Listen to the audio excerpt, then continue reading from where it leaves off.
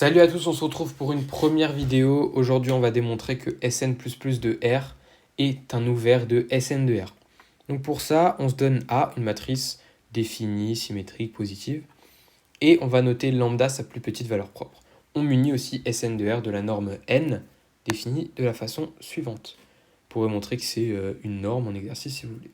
L'idée est de procéder un peu par perturbation. On va rajouter une matrice symétrique H à A, et on va regarder quelles sont les conditions sur H pour que on puisse être sûr que A plus H soit symétrique définie positive. Pour ce faire, on introduit la famille de fonctions fm, pour m des matrices symétriques. Ces fonctions fm, elles vérifient d'après le cours que leur image se soit égale au segment minimum de spectre de m et maximum de spectre de m. Dès lors, par la caractérisation des matrices symétriques définies positives via leur valeur propre, on en déduit une nouvelle caractérisation de ces matrices, mais via la fonction fm.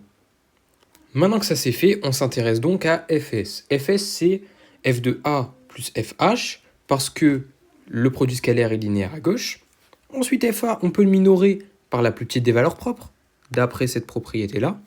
Et fh, on va le minorer par moins sa norme, la norme définie au-dessus, parce que on a toujours cette propriété qui est vérifiée, parce que h est symétrique.